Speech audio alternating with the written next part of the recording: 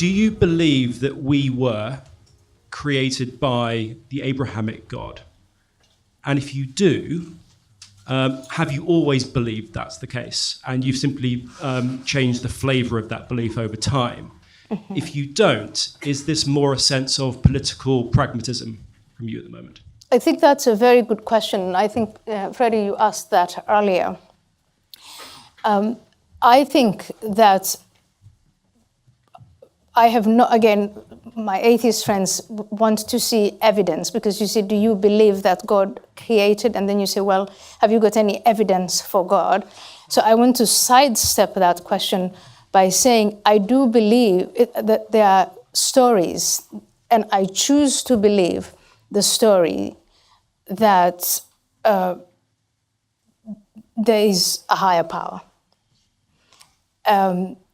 Again, what that means, I'm still developing, I'm still learning as much as I can, but I choose to believe in that story because the legacy of that story is what we're living through. So yes, it's partly pragmatic, and yes, it is partly personal and spiritual. And it's a story I like because it's a story that says human life is worth living because it's in the image of God. And instead of seeking God somewhere out there who's ordering you to do all sorts of things, God is something in you. That's much, much more appealing to me than the story of there's nothing there. You have no more value than mold. And that's atheism. And I think if you tell people they have no more value than mold, then you will, what's the point?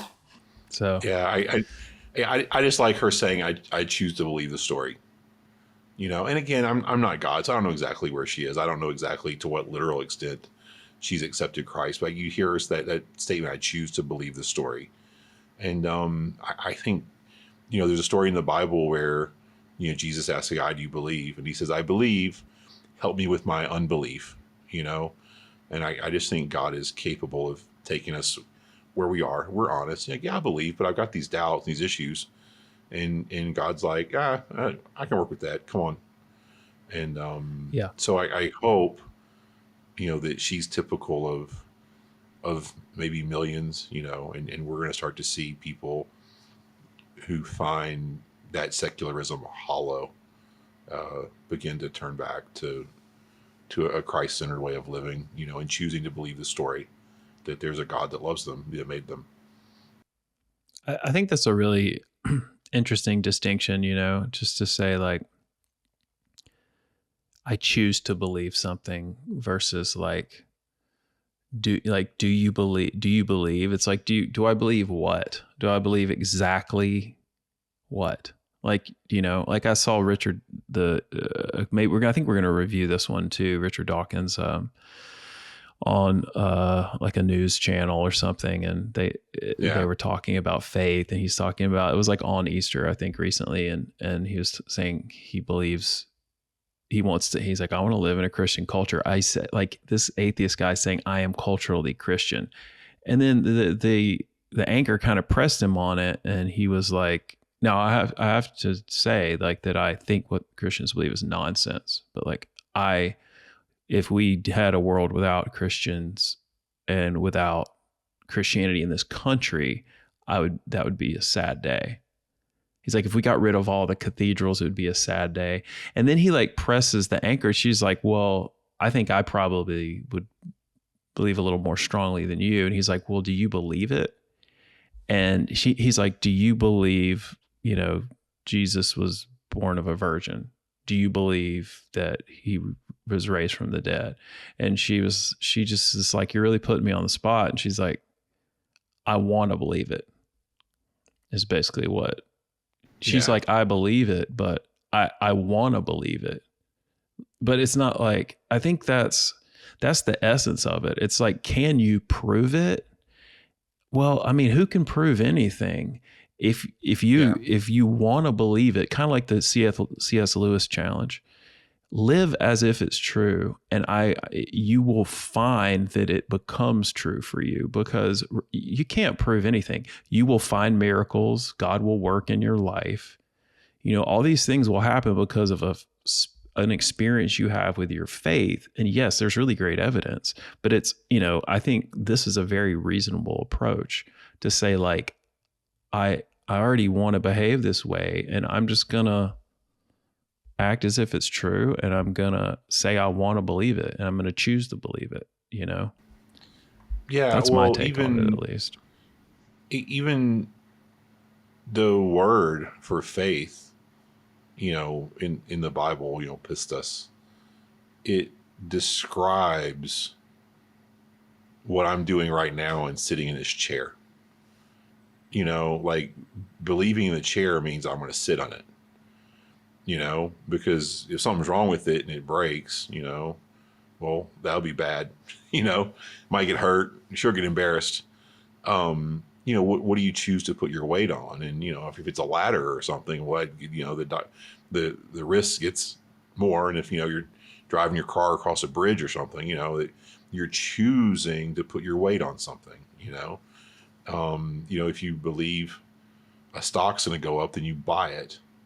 If you're like, I think Apple's going to go up, but you don't go buy Apple. Well, man, do you really believe it? Or are you just talking, Like real faith is what you put your weight on. And so I do think you can look at a thing and, not have this 100% utter certainty like 2 + 2 = 4, but you're like, yeah, I think so. I want to put my weight on it, and it's a good way to test it. Yeah. And then, see if God shows up, live like he says, do what he says. Again, I believe, help me with my disbelief.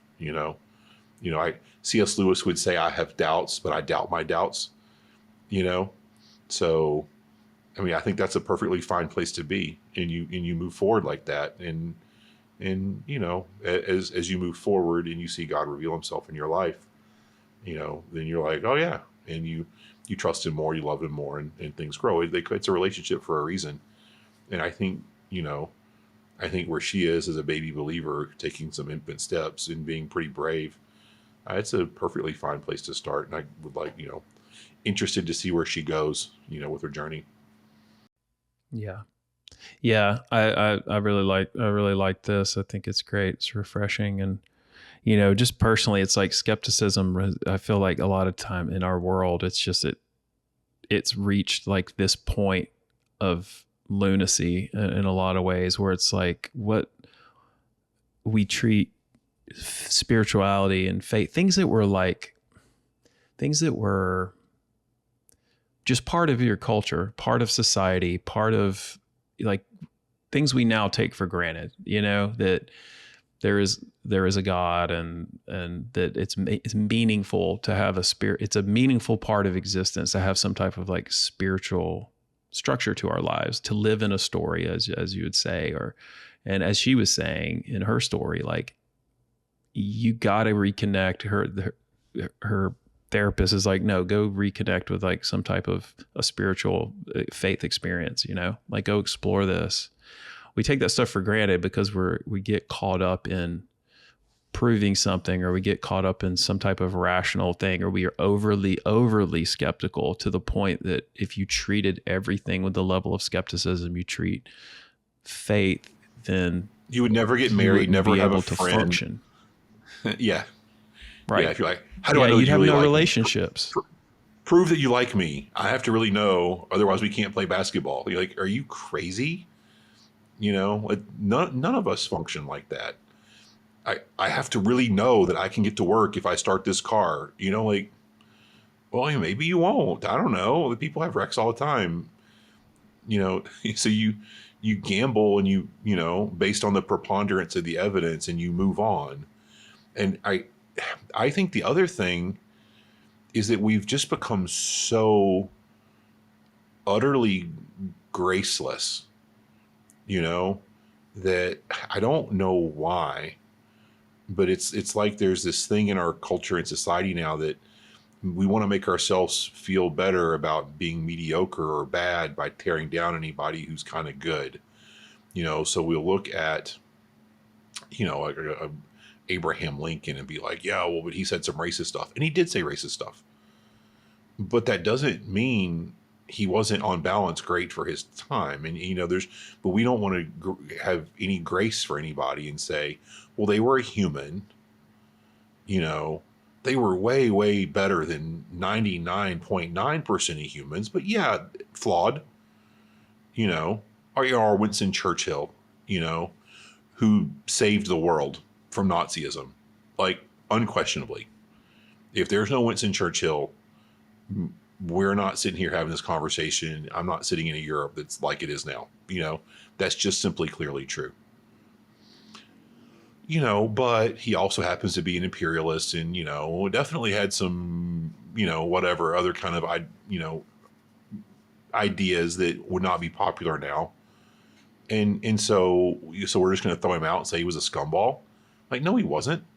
He rallied whole nations together to oppose Nazism and save the world, but we don't want to have any grace for the, what I'm saying? Like we just throw people away, we throw legacy away. We throw, again, like, and you look at our own histories, like America, England, take your pick of the place. And, we super hyper focus on the mistakes we've made.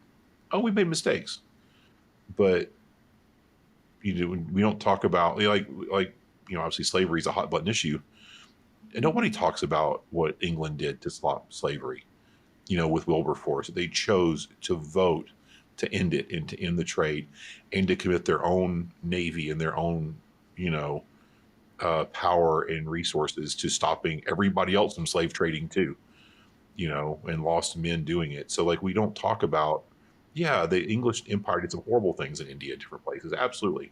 No questions asked. But they some great, we don't have that on balance conversation. We just can't have it. We just have to be like, you're bad, rawr, and then move on. And to people and cultures, and it's unfortunate. It's sort of graceless, and it doesn't let us, I don't know, just all critique all the time, Thanks for watching this video. If you enjoyed it, click like and subscribe. It really helps us. And if you really enjoyed it, go on over to our website, thelandofthebible.com, and become a supporter. It helps us generate more content and gives you access to our full library of video and Bible study content.